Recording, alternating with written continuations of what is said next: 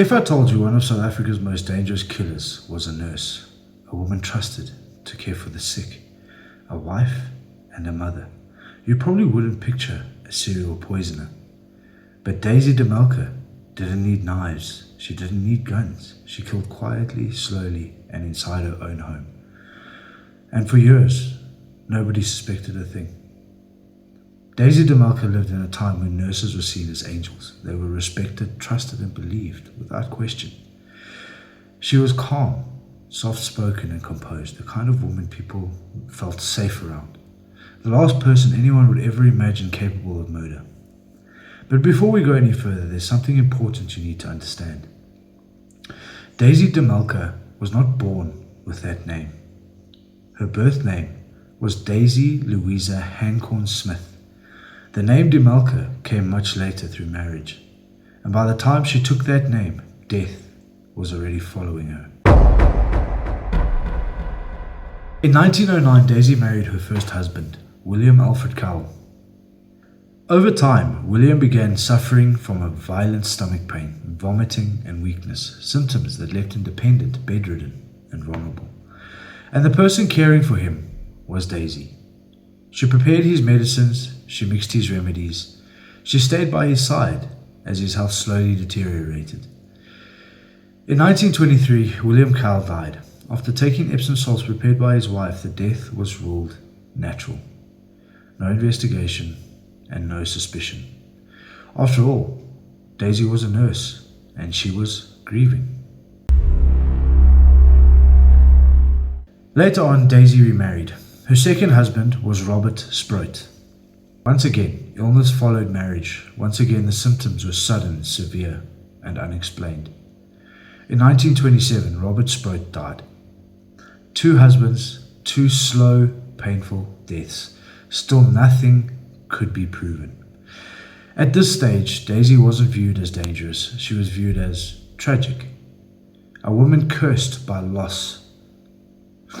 And that belief protected her.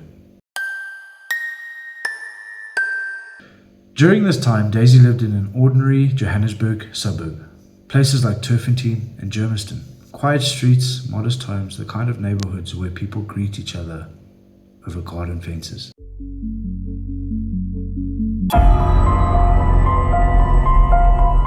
But these homes would later become tied to something far darker.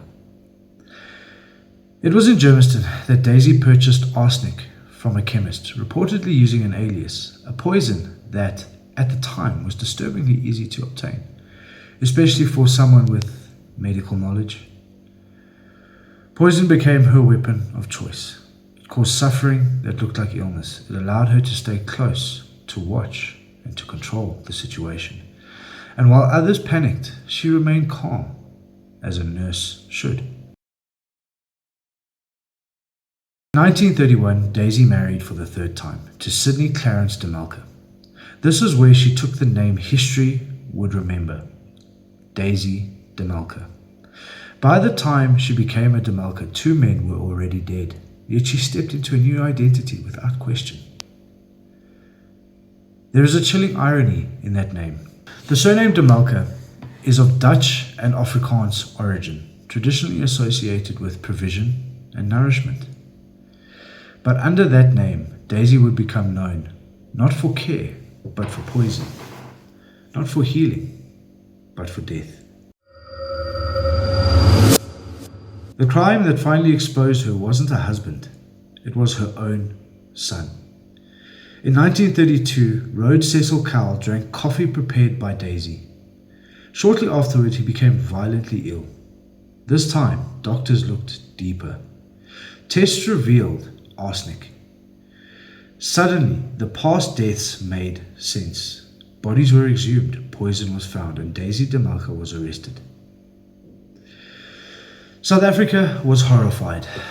A nurse, a mother, a woman trusted with life, now standing accused of murder.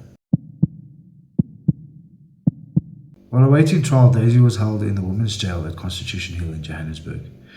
This is important to understand, because Constitution Hill is not Pretoria Central Prison. They are separate locations. Constitution Hill housed the women's jail where Daisy was imprisoned before sentencing. Her execution later took place at Pretoria Central Prison, now known as Kgosi Mampuru Prison. Constitution Hill itself is a place layered with pain and fear, suffering. It held common criminals, political prisoners, and women accused of society's darkest crimes. The walls have absorbed decades of trauma, and Daisy de Melker was one of the women held there. She was later convicted of murdering her son and executed by hanging on the 30th of December 1932, becoming the last woman executed in South Africa. That should have been the end of her story, but for many it wasn't. Over the years, Constitution Hill has developed a reputation as one of the most haunted locations in South Africa. Visitors, staff, and investigators have reportedly unexplained sounds, sudden cold spots, feelings of being watched, and intense emotional reactions, particularly inside the women's jail. And one name keeps coming up: Daisy de Melker. Her cell is often described as oppressive, heavy, and unwelcoming. Not sad, not remorseful, but angry. This brings me to my own experience. During a paranormal investigation at Constitution Hill, I took part in an Estes method inside the women's jail, in the cell associated with Daisy de Melker. I was blindfolded, wearing noise-cancelling headphones, completely cut off from my surroundings. And then it happened. I felt a sudden, unmistakable pull on my hair, an elevated heart rate, heavy breathing. It was not light, it was not accidental, it was firm, deliberate tug, as if someone standing behind me had grabbed my hair and pulled it. I reacted immediately. The team confirmed that no one was near me. No drafts, no physical explanation, just pulling. During the session, themes of control, possession, and anger came through, a sense of intrusion, as if my presence in that space was not welcome, to the point of I got pulled to the ground after the Estes. I've investigated many locations and I've had many experiences, but that moment stayed with me. Stayed for a long time. Talk to us, then switch on the torch over there. Daisy, did you murder Robert? And if you don't want to talk to us, Just come from my heart to the computer. I can hear you breathing. Yeah, that's racing. I'm pounding quite hard.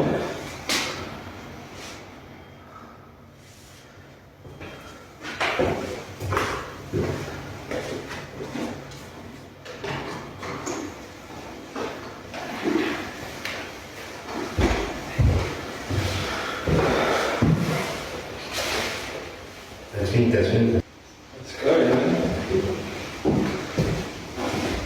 So, guys, just to show you. Ah, shit, can't see that. But you turn it down. No, hold on, it's fine. That is Nigel's heartbeat at the moment.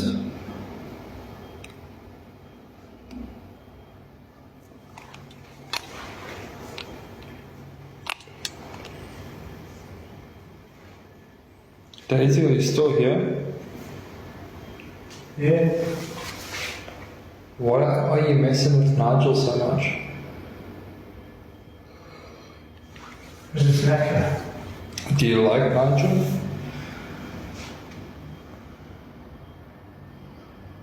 Is he rich? Not yet. And I like him. Are you like people without money?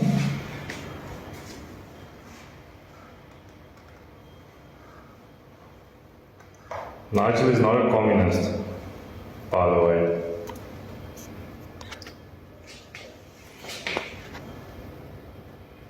I can see it. Did you kill them just for the money?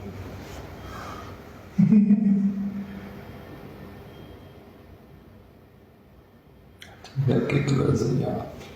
How much money did you get away with?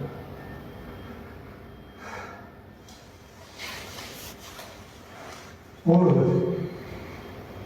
Where is it now? The stupid cops. The cops take it away. Do the cops look the torch? So Daisy, do you want to talk to us now since you turned on the torch? Did I? Can you ring the bell? No. Why not? Because He said, there's nothing in it for me. If it's nothing in it for you, then why do it?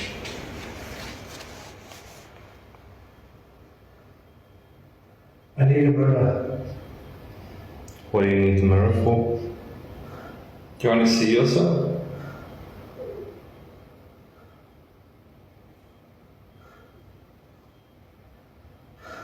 If you ring the bell, I'll organize a mirror for you.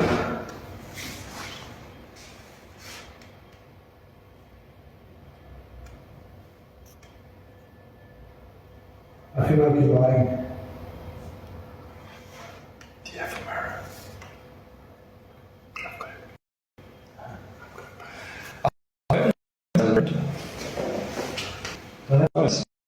Huh?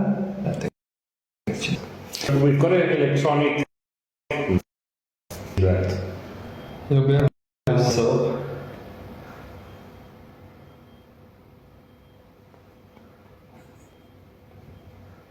So you don't know what a phone is? Daisy already talked about it.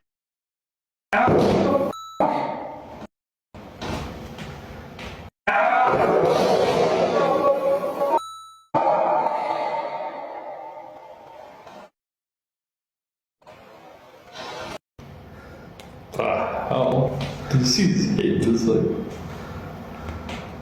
Should we pull him out? Hopefully we're brave enough to go towards him. No. Because I think we did it. I don't just kick his foot. Come out. So the question remains, is Daisy de Melker's spirit still tied to the places she once inhabited? Is it residual energy left behind by deception and death, or is something else using her name, her history, and her reputation as a mask? Whether you approach this from a true crime perspective or a paranormal one, Daisy de Melker forces us to confront an uncomfortable truth. Sometimes the most terrifying monsters don't look like monsters at all. They look trustworthy. They look caring. They look like people we would never suspect. And sometimes the places they leave behind never forget them. Thank you for listening and thank you for watching. If you've had your own experiences at Constitution Hill or in places connected to South Africa's darkest history, share them in the comments and let me know all about them. And if you want more deep dives into true crimes and the paranormal, make sure to like, follow and subscribe to ParaNigel Activity. Because some stories don't stay buried. They have to be brought into the light. ParaNigel out.